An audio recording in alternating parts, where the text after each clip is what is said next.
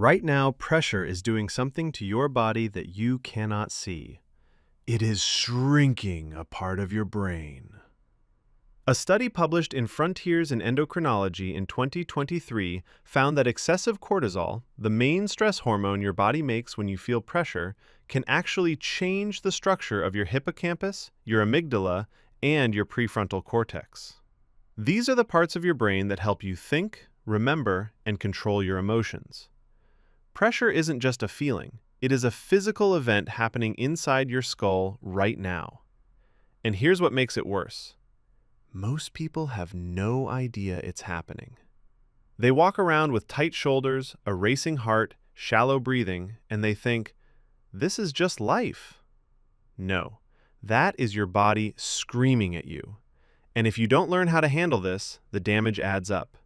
Day after day, week after week, year after year. But I'm going to show you something today that could change everything. In this video, you are going to learn a complete system for handling pressure, step by step. Not vague advice, not just relax. Real techniques backed by real science. And by the end of this video, you will have a toolkit you can use tonight. So stay until the very end, because step number 7 is the one that most people never hear about, and it might be the most powerful one of all. Let's start with something most people get wrong. Pressure and stress are not the same thing. Stress is what happens when your body reacts to a threat. It's like when a car almost hits you while you're crossing the road, or when your boss sends you a message at 11 p.m. saying, "We need to talk." Your body does not know the difference between a real threat and a made-up one. It reacts the same way every time. Pressure is something different. Pressure is what happens when there is something important at stake, and you feel like you might not be good enough to handle it. Think about it like this: a student sitting for a final exam that decides whether they graduate, or an athlete stepping up to take a penalty kick in the World Cup final. That is pressure. It's the gap between what is expected of you and what you believe you can deliver. And here's the key: your body treats pressure like a threat. The moment you feel that weight on your shoulders, your brain sends a signal. That signal travels down something called the HPA axis, which stands for hypothalamic pituitary adrenal axis. And it floods your blood with cortisol and adrenaline. Your heart beats faster, your muscles get tight, your breathing gets shallow, your digestion stops. All of this happens in seconds, and it was designed to save your life, but in the modern world, it is slowly destroying it.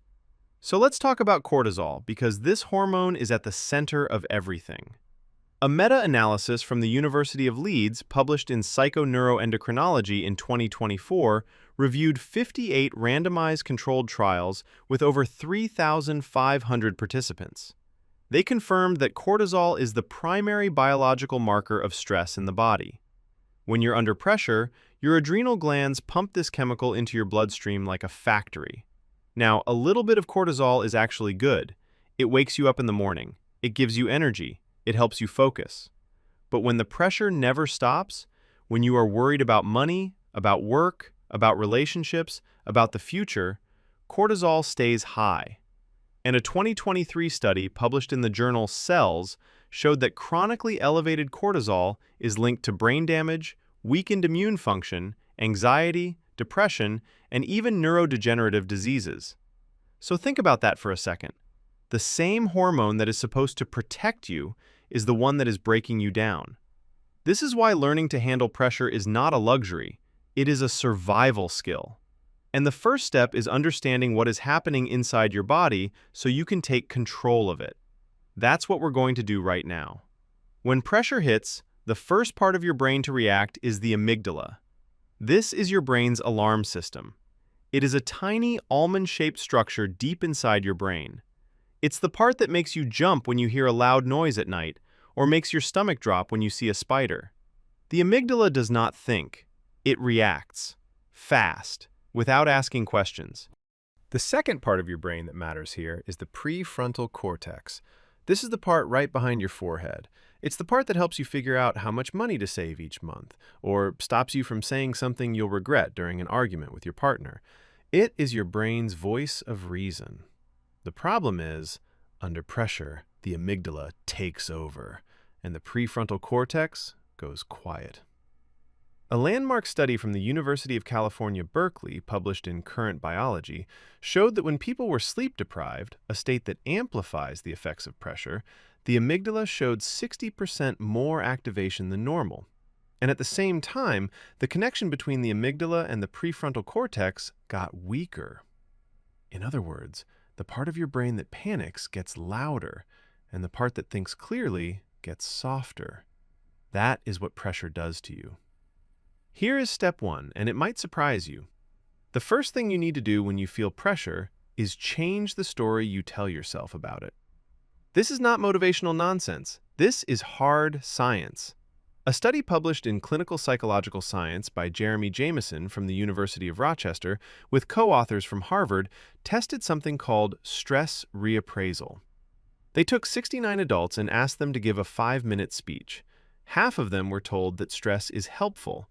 The other half got no instructions. The people who were told that their racing heart, sweaty palms, and butterflies were their body preparing them to perform actually performed better. They were more confident. Their cardiovascular response shifted from a threat pattern to a challenge pattern. And here's the crazy part. Even people with social anxiety disorder benefited from this. Jameson said something that stuck with me. He said the problem is we think all stress is bad. We see butterflies in our stomach and think something terrible is about to happen. But those feelings just mean our body is getting ready. It's like an athlete warming up before a race, or a musician tuning their instrument before a concert. It is preparation, not panic. So the next time you feel pressure rising, instead of saying, "I'm so stressed," say this: "My body is getting ready. This means I care, and caring is a strength." That one shift can change everything. And coming up, I'll show you the physical technique that makes this shift even more powerful. Let me go deeper on why this works. A meta-analysis published in 2024 in the journal Scientific Reports looked at dozens of randomized controlled trials on stress arousal reappraisal. The researchers found a small but consistent positive effect on performance when people were taught to see stress as helpful rather than harmful. And the effect was stronger when participants did reflection exercises, where they actually wrote down how stress could help them. A massive study involving nearly 30,000 participants found something even more shocking. People who experienced high stress and believed that stress was harmful had a 43% increased risk of dying early. But people who experienced high stress but did not believe it was harmful had the lowest risk of dying, even lower than people who reported very little stress. Read that again. It wasn't the stress that was killing people. It was the belief that stress was bad. Your thoughts about pressure are literally shaping whether pressure helps you or hurts you. This is why step 1 is so important. Before you learn any breathing technique or meditation trick, you must change the lens through which you see pressure, because the lens determines everything. Now let's get into the physical tools. Step 2 is breathing, and I don't mean take a deep breath the way your grandmother told you. I mean a specific, scientifically tested breathing method that can lower your cortisol in minutes. It's called box breathing. Navy SEALs use it before combat operations. Surgeons use it before critical operations, and you can use it right now. Here is how it works. Breathe in through your nose for 4 seconds. Hold your breath for 4 seconds.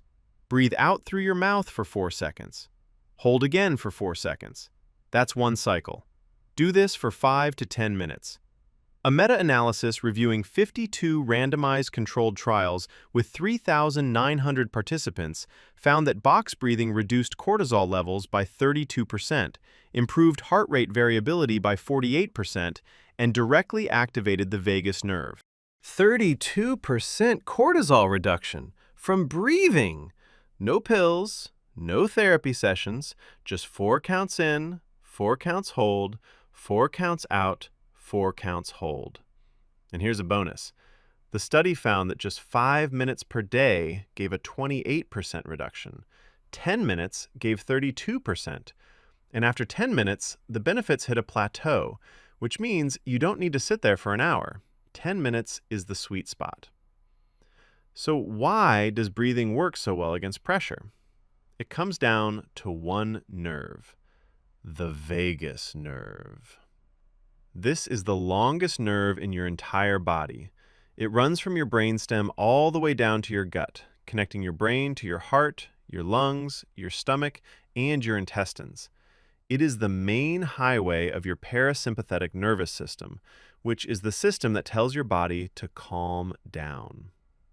A comprehensive review from Leiden University, published in Frontiers in Human Neuroscience, explained that when you breathe slowly and make your exhale longer than your inhale, you physically stimulate this nerve.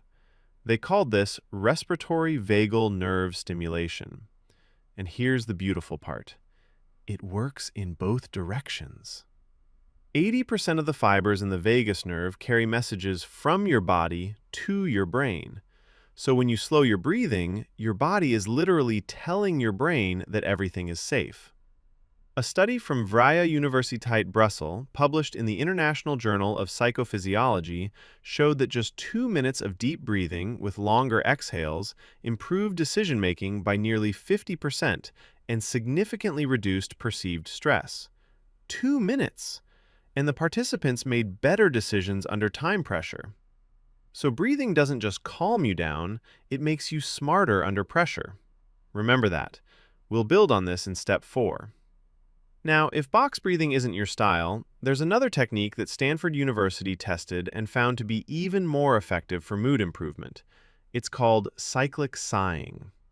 A 2023 study published in Cell Reports Medicine by Balben, Spiegel, and Huberman at Stanford compared 3 different breathing exercises and mindfulness meditation in 108 healthy adults over 1 month. Here's how cyclic sighing works. First, breathe in through your nose. Then, take a second deeper breath on top of that first one to completely fill your lungs. Then, breathe all the way out through your mouth, slowly. Make the exhale longer than both inhales combined. That's one cycle. Repeat for 5 minutes. The Stanford team found that this technique produced the greatest daily improvement in positive emotions. Better than box breathing. Better than mindfulness meditation. Dr. David Spiegel, one of the lead researchers, explained that the extended exhale triggers the parasympathetic nervous system. He said, after just 5 minutes a day, people not only felt happier, but they were physically more relaxed. Their resting breathing rate dropped even when they weren't doing the exercise. That means the effect carries over into the rest of your day. 5 minutes of cyclic sighing can change how your body handles pressure for hours. Step 3 is about the one thing most people sacrifice when they're under pressure: sleep. And this is a massive mistake. Research from UC Berkeley, published in Current Biology, showed that sleep-deprived individuals had a 60% increase in amygdala activation in response to negative emotional images. At the same time, the connection between the prefrontal cortex and the amygdala, the connection that keeps you calm and rational, got significantly weaker. Think about what that means in real life. You stay up late working on a project. You get 4 hours of sleep. The next morning, your coworker makes a small comment about your work and you explode. Or your child asks you a simple question and you snap at them. That's not you being a bad person. That's your brain literally not having the wiring to control your emotions because you didn't sleep. A comprehensive review in the Annual Review of Clinical Psychology confirmed that even just 5 nights of sleeping only 4 hours per night produced the same pattern of exaggerated amygdala reactivity and reduced prefrontal control. 5 nights? That's just a regular work week for millions of people. So if you're wondering why you feel like you can't handle pressure, the answer might be on your pillow. Or rather, not on your pillow, because you're not sleeping enough. Here's something most people don't know about sleep. Your brain uses sleep to process emotions from the day. A study on REM sleep and emotional memory consolidation found that during REM sleep, the deep dreaming phase, your brain replays emotional experiences but with reduced noradrenaline, which is the brain's version of adrenaline. This means sleep literally strips the emotional charge from your memories. It's like this. Imagine you had a terrible argument with someone today. If you get good sleep tonight, you'll wake up remembering what happened, but the pain won't be as sharp. The memory stays, but the sting fades. That is your brain doing maintenance. But if you don't sleep, the emotional charge stays, and it stacks on top of yesterday's unprocessed emotions, and the day before that, and the day before that. So here is your action step for sleep. Stop looking at screens 1 hour before bed. Keep your room cool, around 18 to 20 degrees Celsius. Make it dark, and aim for 7 to 8 hours. If you're under extreme pressure right now, sleep is not a luxury. It is your first line of defense. Don't sacrifice it. Protect it like your life depends on it, because biologically, it does. Step 4. Move. A systematic review and network meta-analysis published in 2025 in the journal Sports analyzed 44 randomized controlled trials and found that exercise is one of the most effective ways to lower cortisol in people with psychological distress. And here's what's interesting. It doesn't have to be extreme. You don't need to run a marathon or lift heavy weights.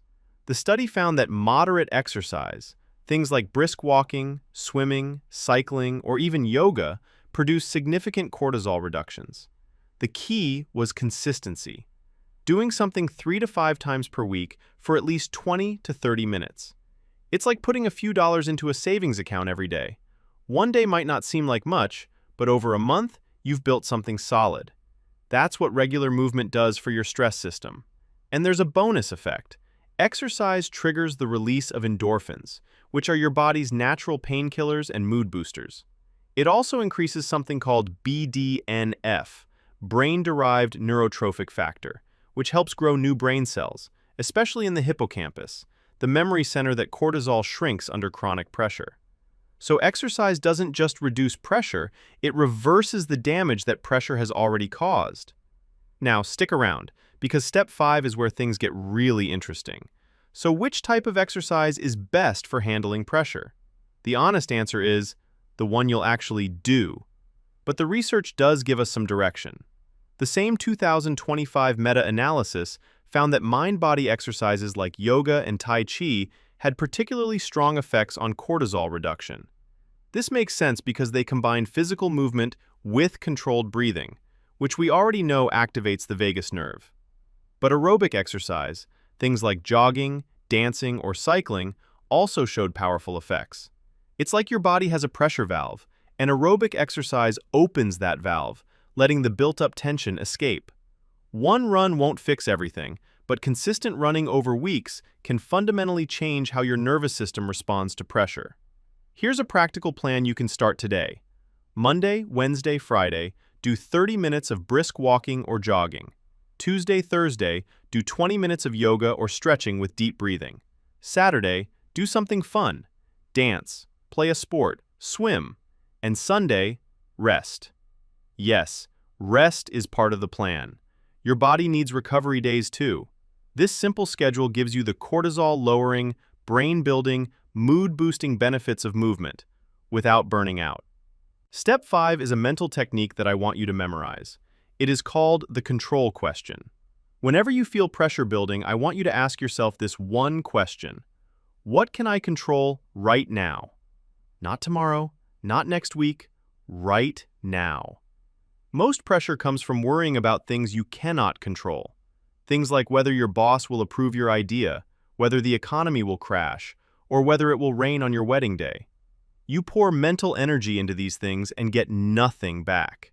It's like pouring water into a bucket with no bottom. The water just flows through, and you end up exhausted with an empty bucket. But when you ask, what can I control right now, you immediately shift your brain from the amygdala, the panic center, to the prefrontal cortex, the planning center. Instead of worrying about whether you'll pass the exam, you open the book and study for 30 minutes. Instead of worrying about whether you'll get the job, you practice your interview answers for 20 minutes. You take the massive, crushing weight of pressure and break it into one tiny, manageable action. And that is where your power is. Here's something powerful from neuroscience. A neuroanatomist from Harvard explained that when an emotion is triggered in your brain, the entire chemical process lasts approximately 90 seconds. 90 seconds.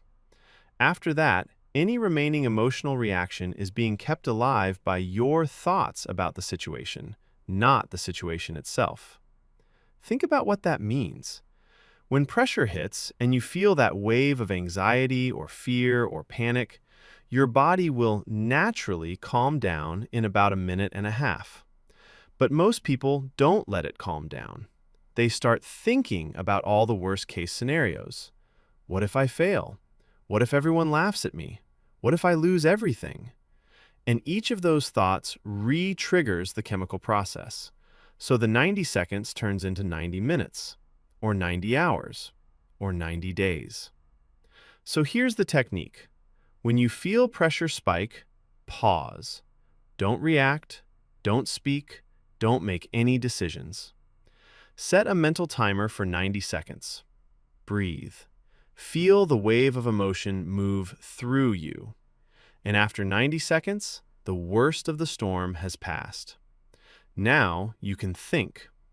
Now you can respond instead of react.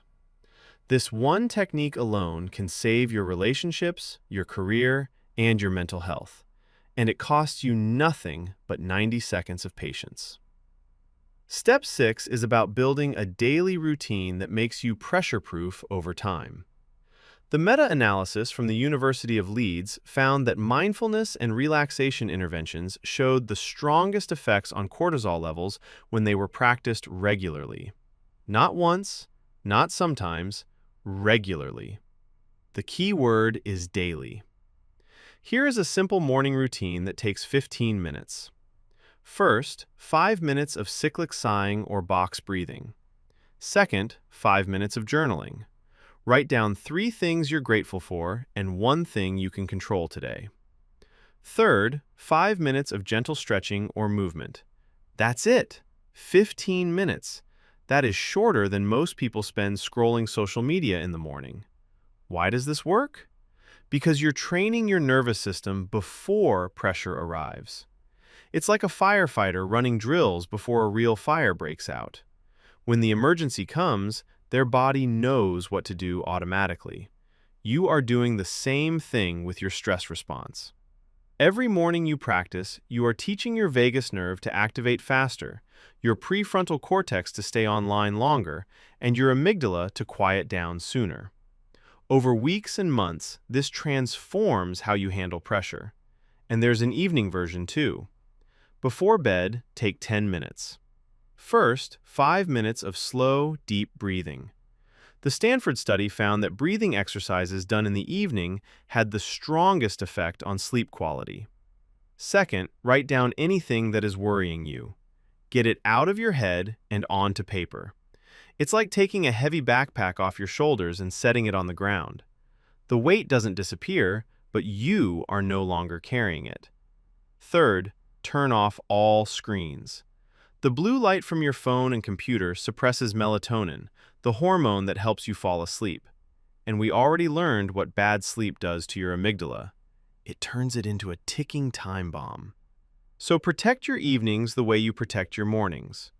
If you do both routines, morning and evening, you're investing 25 minutes per day into becoming a person who can handle anything. 25 minutes! That is less than 1 episode of a TV show. But the return on that investment is enormous. Better sleep, lower cortisol, better decisions, stronger relationships, more confidence, and a brain that works with you instead of against you. Okay, step 7. This is the one I told you about at the beginning, the one most people never hear about. And it is social connection. I know, it sounds too simple, but listen to the science. When you're under pressure, your body doesn't just release cortisol and adrenaline, it also releases oxytocin.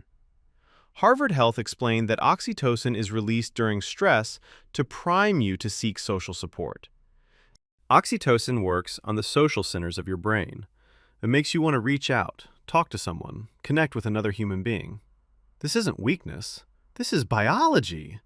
Your brain is literally designed to handle pressure through connection. And when you do connect, when you talk to a friend, hug someone you love, or even just sit next to another person, oxytocin further reduces cortisol and strengthens your cardiovascular system. So the secret weapon against pressure is other people, not doing it alone, not toughing it out, not pretending everything is fine, but actually reaching out. Call that friend you haven't spoken to in months. Sit down and eat dinner with your family without phones on the table. Tell someone, "I'm going through a hard time." Those words are not a sign of weakness. They are a biological survival strategy that evolution gave you for exactly this moment. And the opposite is true too. When you isolate yourself under pressure, everything gets worse. The research from Harvard Health showed that people who watched endless news coverage of traumatic events alone experienced more stress than those who reached out to others. Connecting with people actually activates the brain's reward centers through oxytocin, making you more resilient. Think about it like this. Imagine trying to carry a heavy piece of furniture up a flight of stairs by yourself. You can do it, but you'll be exhausted, you might hurt your back, and it'll take forever. Now, imagine two friends show up and grab the other end. Same furniture, same stairs, but now it's manageable. That is what social connection does for pressure. It doesn't remove the weight, it helps you carry it. But in the modern world, we are more connected digitally and more disconnected personally than ever before. We have 500 friends online and nobody to call at 2 a.m. when we're falling apart. This is a crisis, and it's making the pressure epidemic so much worse.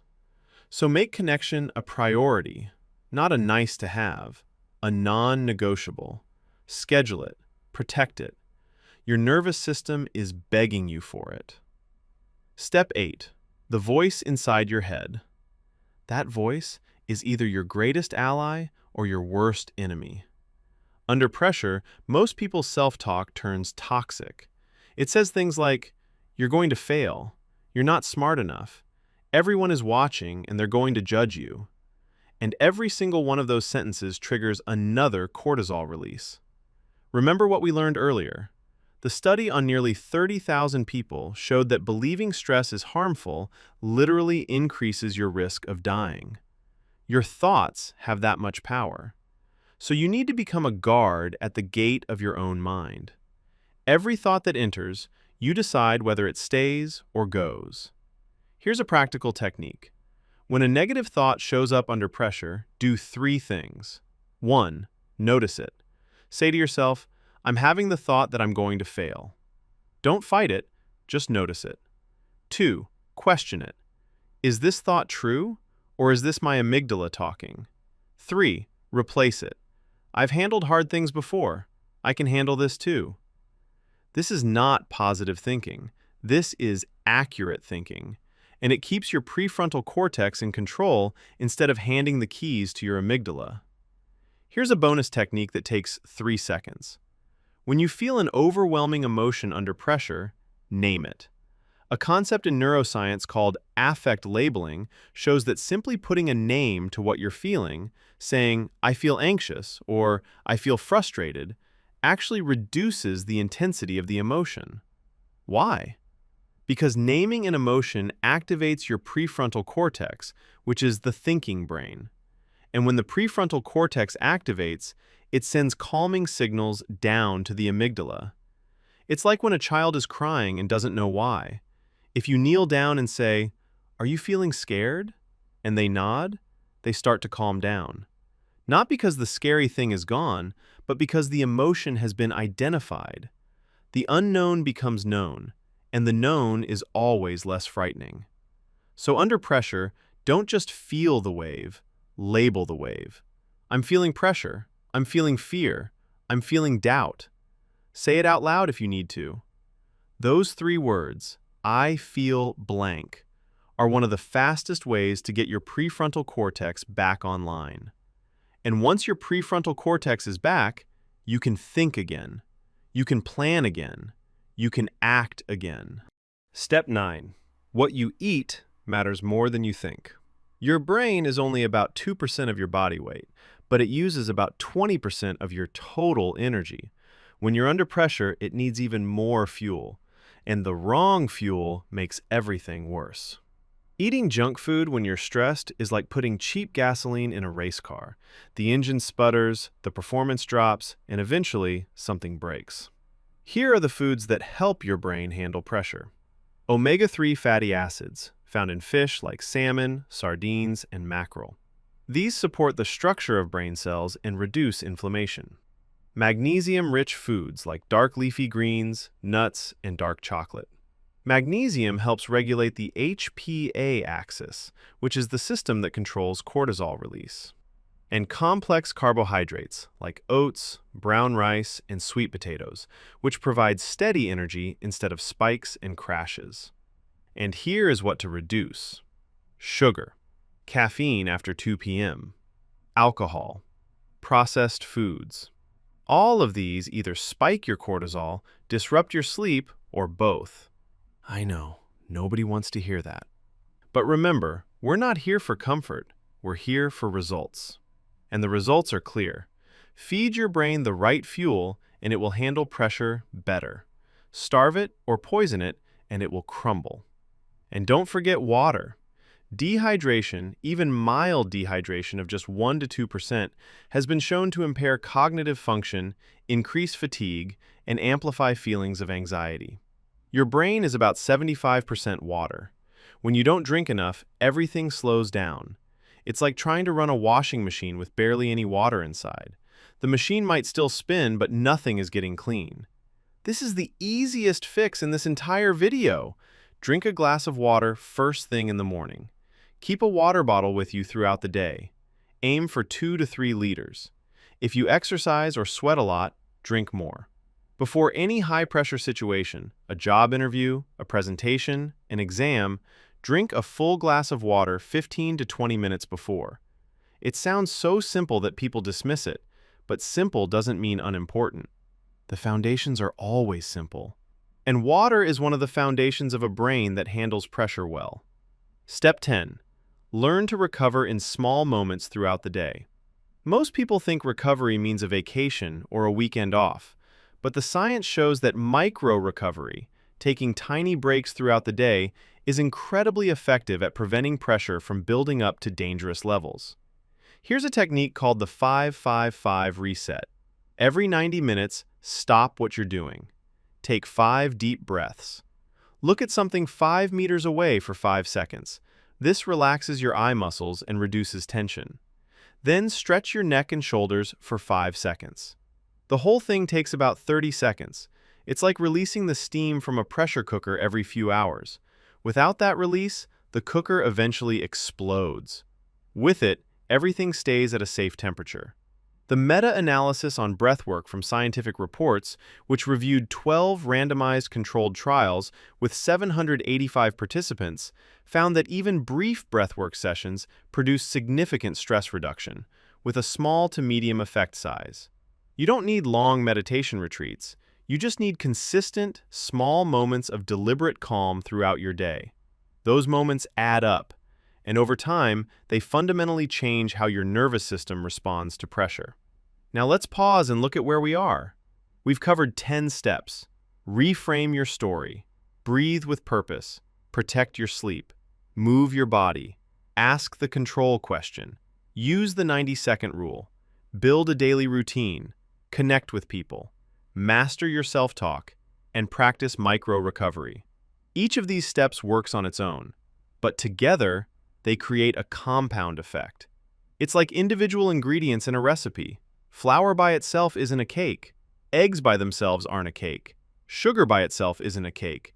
But when you combine them all in the right way, you get something amazing.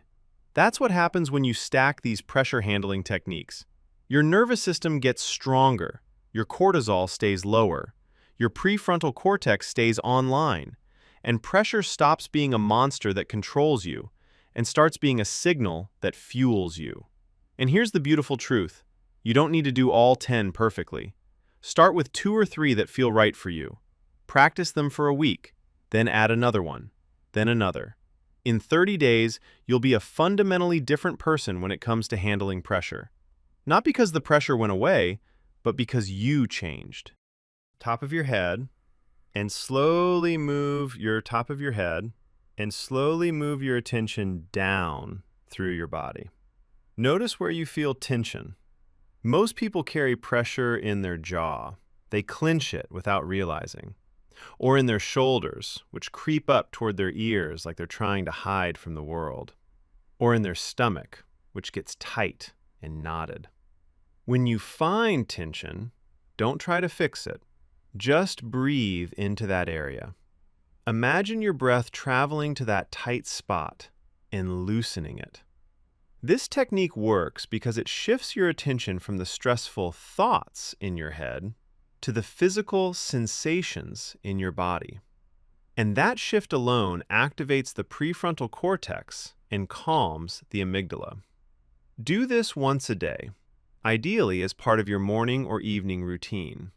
Over time, you'll become aware of tension the moment it appears, instead of only noticing it when your neck is so stiff you can't turn your head.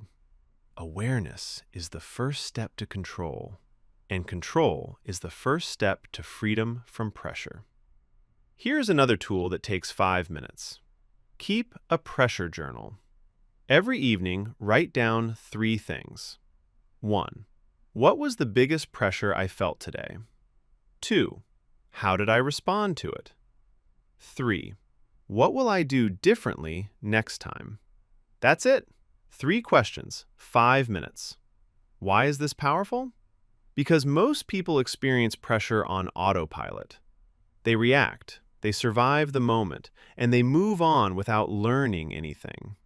It's like a pilot who crashes a simulator but never reviews the footage. They just keep making the same mistakes over and over. The journal forces you to review your own footage. And that review is where growth happens. Over weeks, you'll start to see patterns. You'll notice that certain situations always trigger you. Certain thoughts always appear. And certain responses always make things worse. Once you see the pattern, you can break the pattern. And breaking the pattern is how you go from someone who reacts to pressure to someone who responds to it. That's the difference between chaos and mastery. Let's talk about triggers.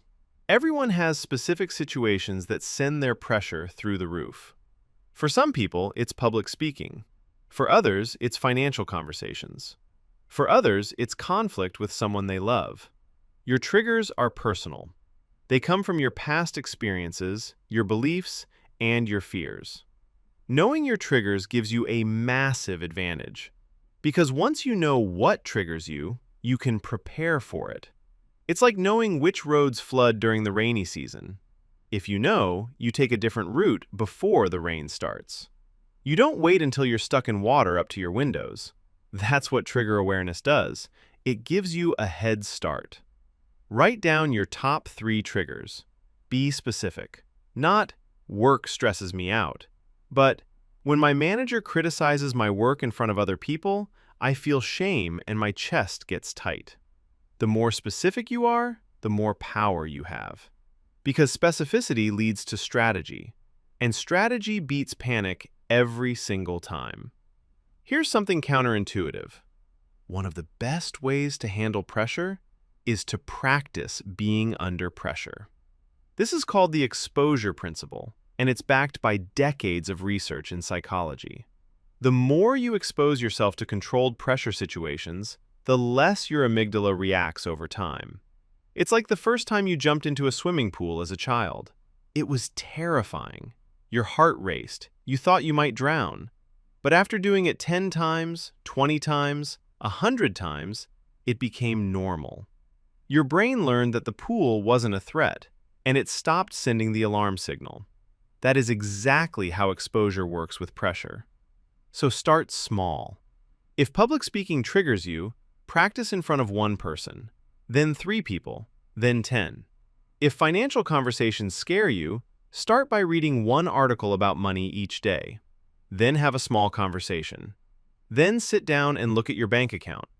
Each small exposure teaches your amygdala, this is uncomfortable, but it won't kill me.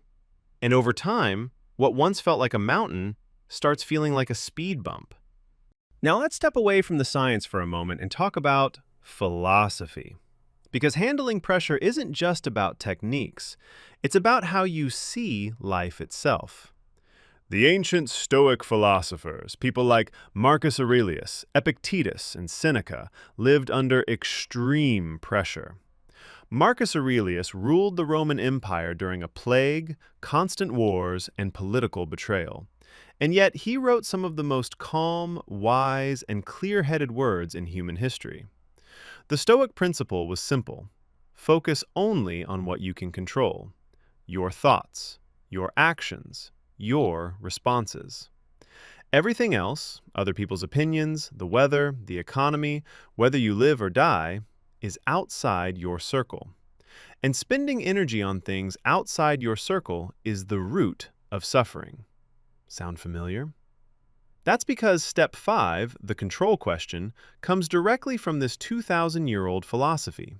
And from the Eastern tradition, Buddhism teaches that suffering comes not from pain itself, but from our resistance to pain.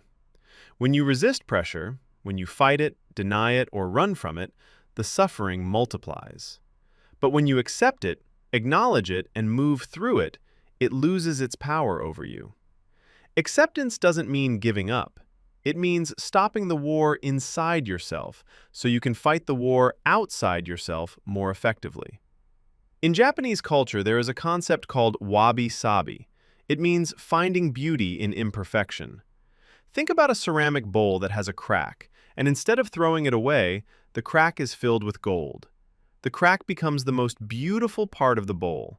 That concept, called kintsugi, teaches us that our breaks are not shameful.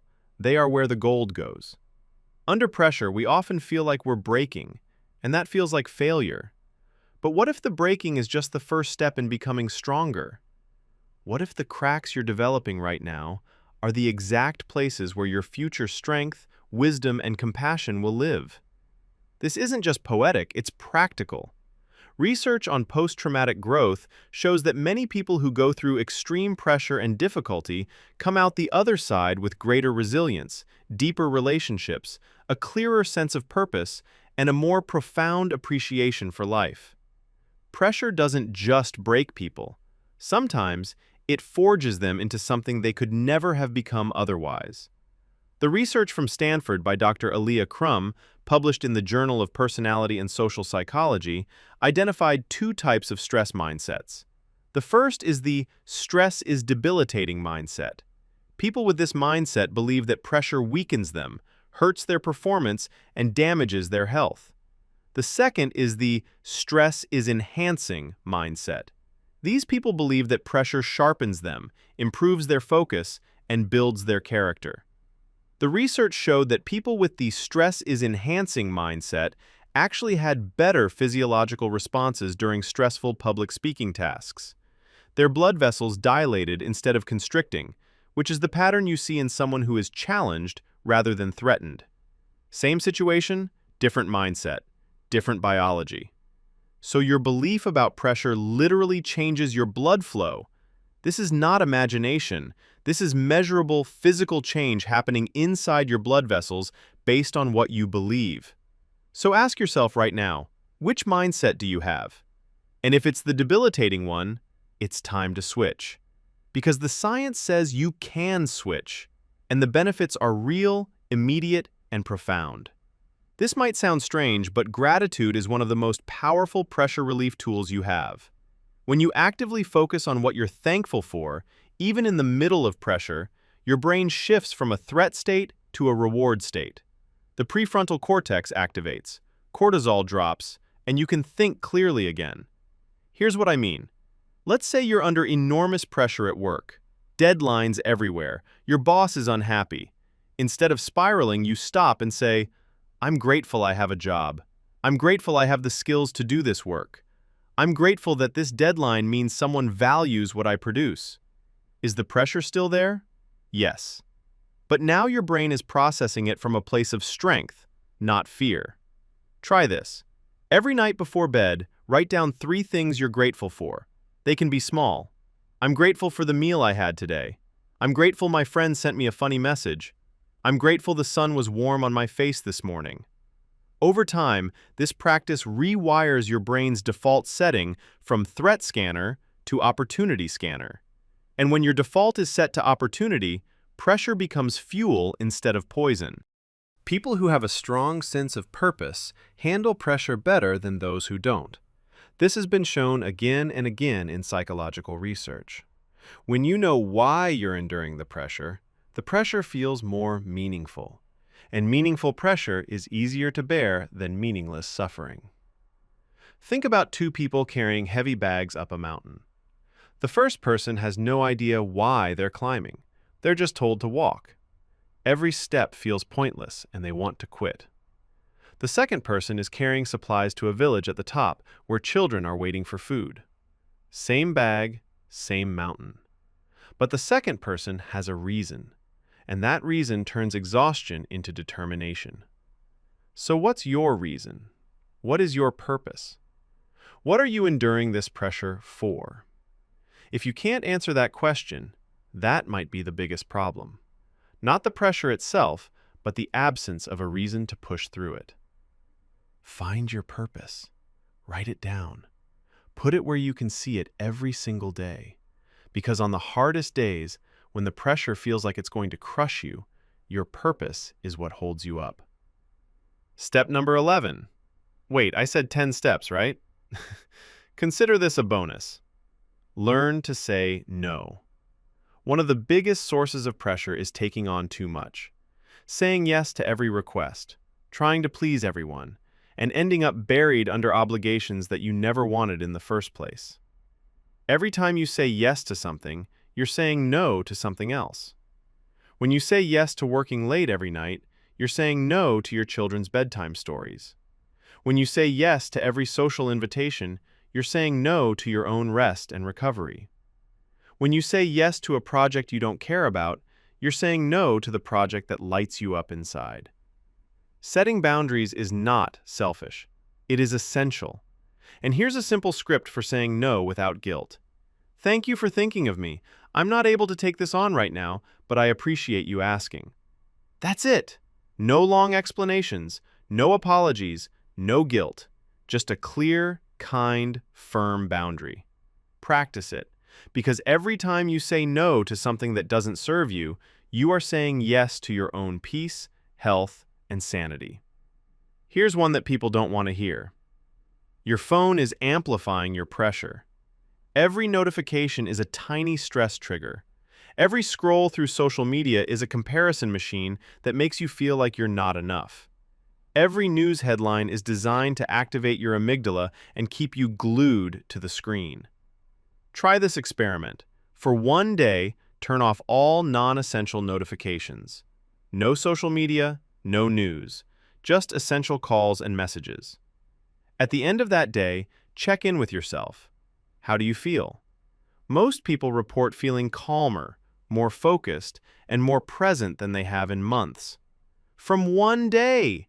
You don't have to go off-grid forever, but building in regular digital detox periods, maybe 1 hour before bed, 1 hour in the morning, and 1 full day per week, can dramatically reduce the background pressure that most people don't even realize they're carrying.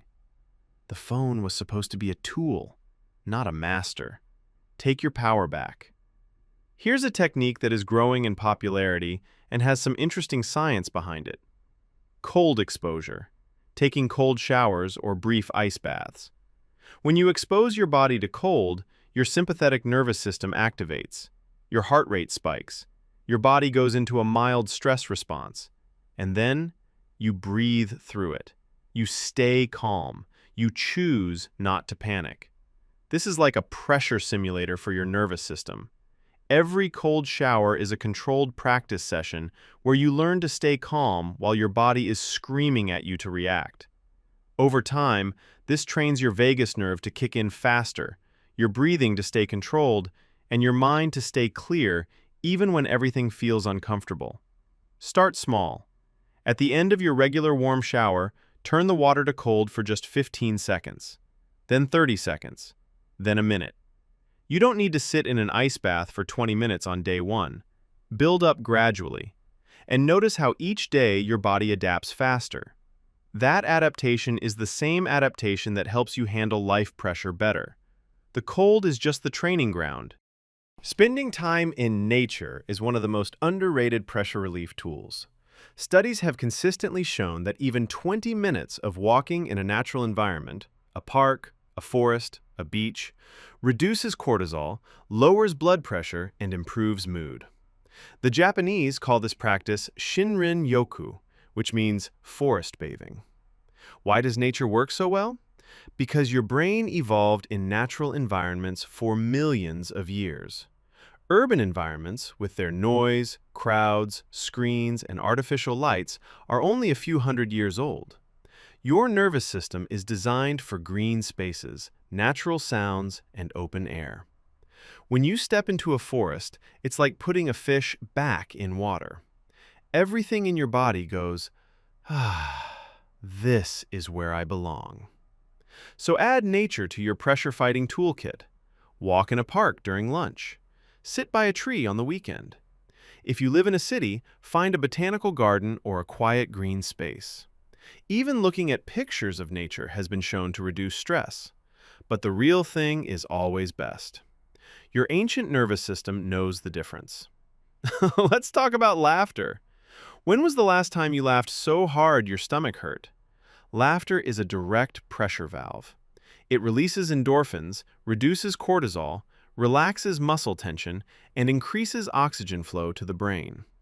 It is one of the fastest natural ways to shift your nervous system from fight or flight to rest and digest. And it's not just about feeling good in the moment. Think about a time when you were really stressed and then a friend told a joke so funny that you couldn't stop laughing for 5 minutes. After that, the stress was still there, but it felt smaller, more manageable, like someone had turned down the volume. That's what laughter does.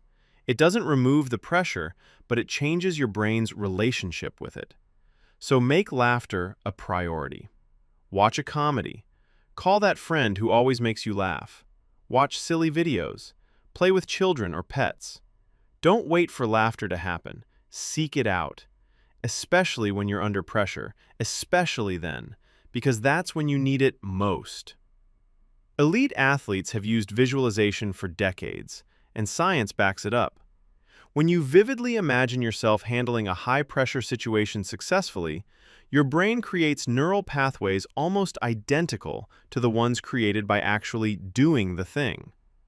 A basketball player who visualizes making free throws is training the same brain circuits as when they're standing on the court with the ball in their hands. Before any high-pressure event, spend 5 minutes with your eyes closed. See yourself walking into the situation with confidence. See yourself performing well. See yourself handling any challenges with calm and skill. See yourself completing the task successfully. Feel the relief and pride after it's done. Make it as detailed and vivid as possible. This is not daydreaming. This is mental rehearsal. Your brain does not know the difference between a vividly imagined experience and a real one. So by the time you walk into that interview, that presentation, or that difficult conversation, your brain has already done it successfully, multiple times, and that dramatically reduces the pressure you feel because your brain thinks, oh, I've done this before. I know how this goes. There are 2 ways people deal with pressure: avoidance and acceptance.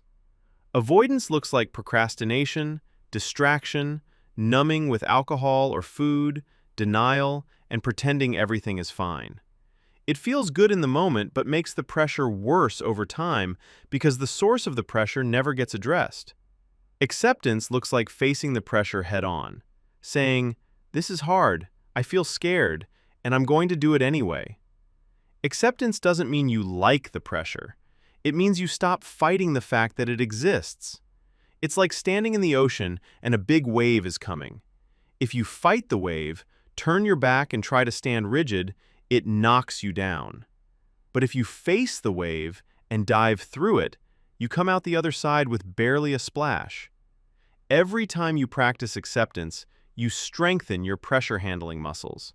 And every time you practice avoidance, you weaken them. So the next time you feel the urge to run from a stressful situation, pause, breathe, and step toward it, not away from it, toward it. That is where your growth lives. When pressure pushes you to make a decision and you feel overwhelmed, use the 10-10-10 rule. Ask yourself, how will I feel about this decision in 10 minutes, in 10 months, in 10 years? This technique pulls your brain out of the heat of the moment and gives you perspective. Under pressure, decisions feel like they're life or death. If I say the wrong thing in this meeting, my career is over. Really? In 10 years, will you even remember this meeting? Probably not. But that perspective is impossible to see when your amygdala is in full alarm mode. The 10-10-10 rule forces your prefrontal cortex to step in and provide the big picture. Most pressure situations that feel permanent are actually temporary. Most decisions that feel irreversible actually aren't. And most failures that feel catastrophic turn out to be minor speed bumps that nobody remembers a year later. The 10-10-10 rule helps you see this truth in the moment when you need it most. Let's get serious about the physical cost of unmanaged pressure. The 2023 study in the journal Cells documented that chronic stress and sustained cortisol elevation are connected to cardiovascular disease, diabetes, weakened immune function, digestive problems, chronic pain, and even accelerated aging. A 2024 study at a tertiary care hospital found significant connections between cortisol levels and immune system markers. This means unmanaged pressure doesn't just make you feel bad, it makes you sick. The pressure you're ignoring today could become the heart attack, the autoimmune disorder, or the chronic illness of tomorrow. This is not meant to scare you. It's meant to motivate you. Because every technique in this video isn't just about feeling better, it's about living longer. Your body is keeping score. Every night of bad sleep, every meal of junk food, every day without movement, every week without connection. It all adds up. But here's the good news. The score can change, starting today. Every box breath, every walk, every good night of sleep, every conversation with a friend. These are deposits into your health account, and the returns are enormous. Here's something fascinating. Your gut and your brain are connected by the vagus nerve. Remember that nerve? The same one that controlled breathing activates? Well, it also runs directly to your gut, and your gut contains millions of neurons, so many that scientists call it your second brain. When you're under pressure, you feel it in your stomach. Butterflies before a presentation, a knot in your gut before a difficult conversation, that nauseous feeling when you get bad news. These are not random. These are your gut neurons responding to stress signals traveling through the vagus nerve. Your gut is literally part of your pressure response system. This is why diet matters so much. When you eat foods that inflame your gut, processed foods, sugar, alcohol, you are sending stress signals up through the vagus nerve to your brain. But when you eat foods that support your gut, fermented foods like yogurt, fiber-rich vegetables, and anti-inflammatory spices like turmeric, you are sending calming signals to your brain. Your food choices are either turning up the volume on your pressure or turning it down. Every meal is a decision. Let's talk about caffeine. I know, you love your coffee. But here's what you need to know. Caffeine directly increases cortisol production. It stimulates the HPA axis, the same system that pressure activates. So if you're already under pressure and you drink 3 cups of coffee, you're basically adding fuel to a fire that's already burning.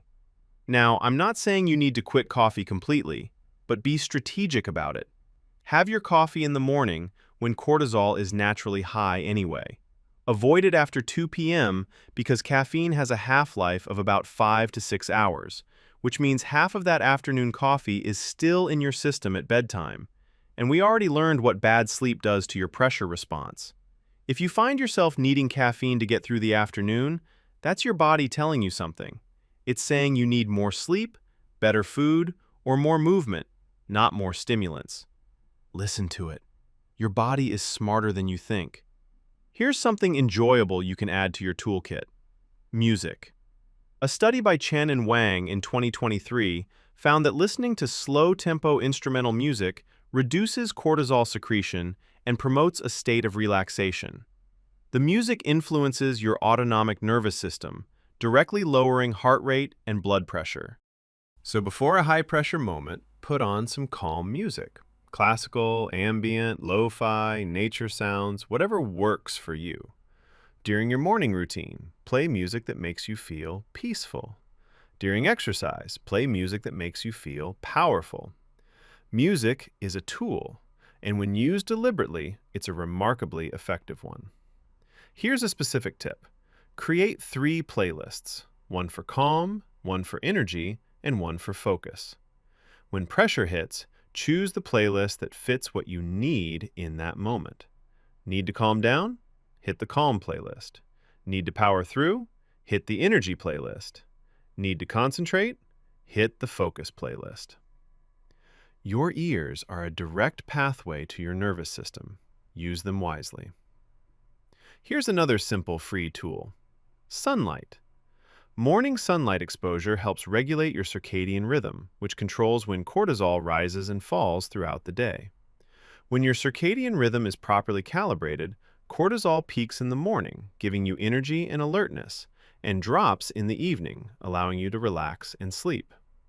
But when you spend all day indoors under artificial lights and then stare at screens at night, your circadian rhythm gets confused. Cortisol doesn't drop when it should. You can't sleep. You feel wired and tired at the same time. It's like an alarm clock that keeps going off at random times.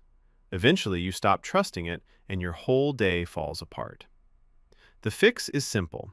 Get 10 to 15 minutes of natural sunlight within the first hour of waking up. Don't wear sunglasses during this time. Let the light reach your eyes naturally. If you live somewhere cloudy, even overcast sky provides more natural light than indoor lighting.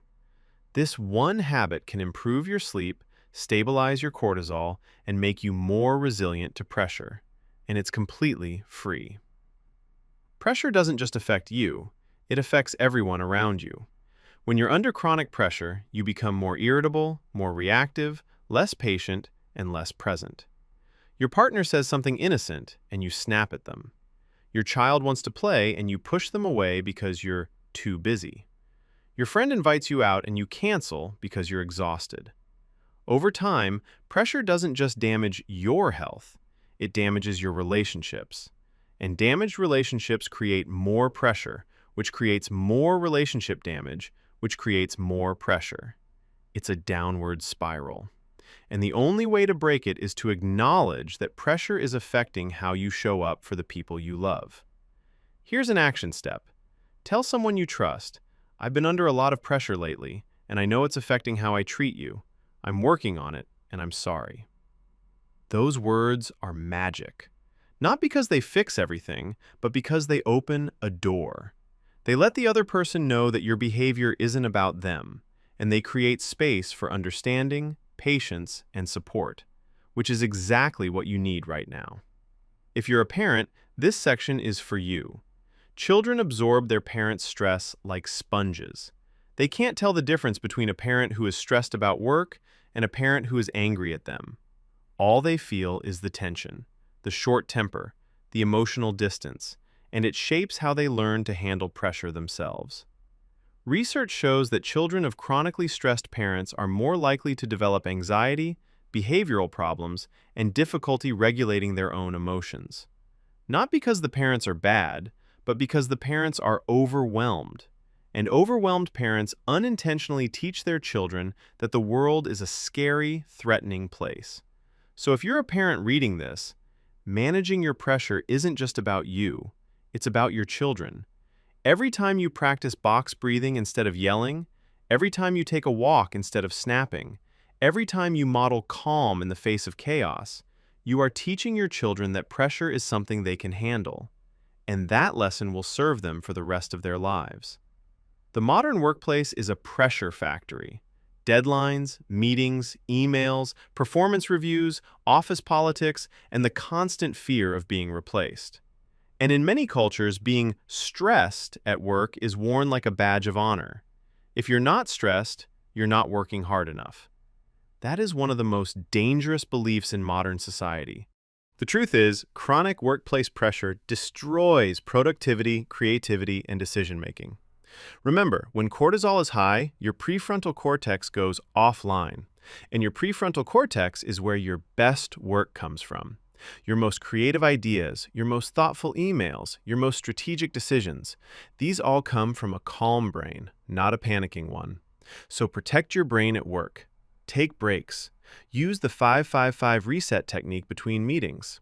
Set boundaries on email response times. And most importantly, stop glorifying busyness. Being busy is not the same as being productive. Being calm, focused, and strategic will always outperform being frantic, reactive, and exhausted. Always. Money pressure is one of the most common and persistent forms of pressure people face, and it affects everything: your sleep, your relationships, your health, your self-esteem. But here's an important truth. The feeling of financial pressure often comes more from uncertainty than from the actual numbers. A person earning $30,000 per year with a clear budget and an emergency fund feels less financial pressure than a person earning $100,000 per year who has no idea where their money goes. Why?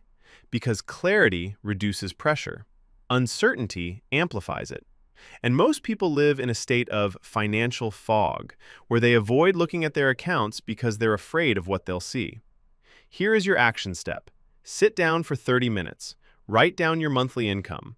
Write down your monthly expenses. See the truth. The truth is never as scary as the fog. Once you see the numbers, you can make a plan. And a plan, even an imperfect one, reduces financial pressure dramatically. Because now you have a map. And a person with a map is never truly lost. A lot of pressure comes from a definition of success that isn't even yours. Society told you success means a big house, a fancy car, a prestigious job title, and a perfect body. So you chase these things, and the chasing creates enormous pressure. But then you stop and ask, do I actually want these things? Or was I just told I should? Many people discover that their pressure would drop by 50% if they simply redefined what success means to them. Maybe success is having enough time to play with your children.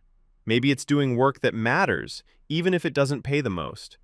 Maybe it's having deep friendships and good health. None of these require you to run yourself into the ground. The courage to define success on your terms is one of the most pressure-relieving decisions you will ever make. It won't happen overnight. It requires deep thinking, honest conversations, and sometimes difficult changes. But the peace that comes from living by your definition instead of someone else's is priceless. Social media has created a comparison epidemic. You see other people's highlights and compare them to your behind the scenes. And every comparison triggers a tiny stress response. They have a better life than me. They're more successful. They're happier. They're more attractive. Each of those thoughts is a tiny cortisol spike, and you might experience hundreds of them per day if you're scrolling regularly. Here is a truth that can set you free. You are comparing your entire life, including all the parts you hide, to someone's curated, filtered, edited highlight reel. It's not a fair comparison. It was never a fair comparison, and it never will be. The antidote to comparison is gratitude and self-compassion. Instead of looking at someone else's life and feeling inadequate, look at your life and find what's good. Instead of criticizing yourself for not being further along, recognize how far you've already come. You are reading this video about handling pressure. That means you care about growing, and that alone puts you ahead of most people. Here's one that might surprise you. Unforgiveness is a hidden source of enormous pressure. When you hold on to anger, resentment, or bitterness towards someone who hurt you, your body stays in a low-level stress response. Your cortisol stays slightly elevated. Your muscles stay slightly tense. Your sleep stays slightly disrupted. It's like carrying a hot coal in your pocket. It's not burning the other person, it's burning you. Forgiveness is not about saying what they did was okay. It's about releasing the grip that the experience has on your nervous system. It's about freeing up the energy that is currently being used to replay old pain and redirecting that energy toward building a better future. If there is someone you need to forgive, today might be the day to start. Not for them, for you, for your cortisol levels, for your sleep, for your heart, for your peace. Write them a letter you never send. Say it out loud in a room alone, or simply think, I release you from the prison in my mind. That single act of letting go can lower your background pressure in ways that no breathing technique ever could. We talked about social connection in step 7. Now let's get practical about it. You need a support system. Not 100 acquaintances. 3 to 5 people who genuinely care about your well-being and who you can be honest with. These are the people you call when the pressure becomes too much. Here's how to build one if you don't have one already. Start by being that person for someone else. Reach out, check in, listen without judging, offer help without being asked. It's like planting a garden. You put seeds in the ground first, you water them, you tend to them, and eventually, you have a garden that feeds you. Relationships work the same way. Give first. The returns will come. And if you're going through something right now that feels overwhelming, please reach out to someone. A friend, a family member, a counselor, a helpline. You do not have to carry this alone. Asking for help is not weakness. It is one of the bravest, most self-aware, most intelligent things a human being can do. Your brain was designed to handle pressure through connection. Let it do what it was built to do. I want to be honest with you. Sometimes pressure becomes more than what these techniques can handle alone. When you feel like you can't get out of bed, when the anxiety never stops, when you feel numb, hopeless, or like the walls are closing in.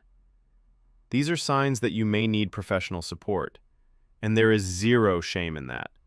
Therapy, counseling, and in some cases medication are tools that millions of people use to manage extreme pressure and mental health challenges. They are not signs of failure. They are signs that you are taking your well-being seriously. It's like going to a doctor when you break your arm. Nobody says, just tough it out. They say, let's get you the help you need so you can heal. If you're in a dark place right now, please know this. What you're feeling is temporary, even though it doesn't feel that way. There are people who can help, and reaching out is the first step toward feeling better. You are not broken. You are not weak. You are human, and humans are allowed to need help. Okay, let's pull everything together. You've learned about cortisol, the amygdala, the prefrontal cortex, the vagus nerve, breathing techniques, sleep, exercise, self-talk, social connection, visualization, purpose, boundaries, and so much more. Now it's time to create your personal pressure handling plan. Here's what I want you to do. Pick 3 techniques from this video that feel right for you. Write them down. Commit to practicing them for 30 days. Not perfectly, just consistently. It's like going to the gym. You don't need to be perfect on day 1. You just need to show up, day after day, week after week. And after 30 days, check in with yourself. How do you feel? How are you handling pressure compared to a month ago? I promise you, if you actually do this, you will be amazed at the difference. Not because you became a different person, but because you gave your nervous system the tools it needed to do what it was always designed to do: adapt, respond, and thrive under pressure. You already have everything you need inside you. These techniques just help you access it. Here's your daily protocol. Keep this somewhere you'll see it every day. Morning, 5 minutes of cyclic sighing or box breathing. 5 minutes of journaling, 3 gratitudes, and 1 controllable action. 10 minutes of sunlight exposure. Throughout the day, 5-5-5 resets every 90 minutes. The control question whenever pressure rises. Labeling emotions when they show up. Staying hydrated. Evening, 5 minutes of slow breathing. Write in your pressure journal. Screen-free for 60 minutes before bed. A cool, dark room. 7 to 8 hours of sleep. Weekly. 3 to 5 exercise sessions. At least one meaningful social connection. One digital detox period. Time in nature. That's your complete pressure handling system. It sounds like a lot written out, but most of it takes just minutes. And once these become habits, they happen on autopilot. Your nervous system will start managing pressure before you even consciously notice it. That is the goal. Not to eliminate pressure, but to build a body and mind that handles it with grace, strength, and calm. The final and most important thing I want to leave you with is this. Stop seeing yourself as someone who can't handle pressure. That identity is a choice. And today, you can make a different choice. Start telling yourself, I am someone who handles pressure well. Say it, even if you don't believe it yet. Because the research on stress mindset from Stanford showed that believing you can handle stress actually changes your biology. Your identity shapes your behavior. Your behavior shapes your habits. Your habits shape your life. So start with the identity. I handle pressure with calm and clarity. Write that on a sticky note. Put it on your mirror. Say it every morning. And then prove it to yourself with the small daily actions we've discussed in this video. You don't have to be perfect. You just have to be intentional. Intentional about your breathing. Intentional about your sleep. Intentional about your thoughts. Intentional about your connections. Intentional about how you show up when life gets hard. That intentionality, that choice to grow, is what separates people who are crushed by pressure from people who are forged by it. So here you are, at the end of this video. But really, this is the beginning. The beginning of a new relationship with pressure.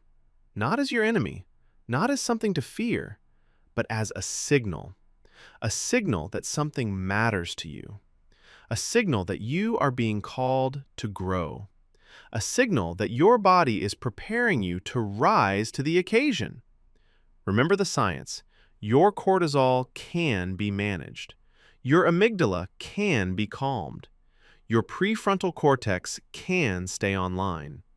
Your vagus nerve can be activated. Your sleep can be protected. Your body can be moved. Your mind can be trained. And you can build a life where pressure makes you stronger, not weaker. Now go. Start today. Pick your 3 techniques. Build your morning routine. Breathe. Move. Sleep. Connect. And the next time pressure comes knocking at your door, open it.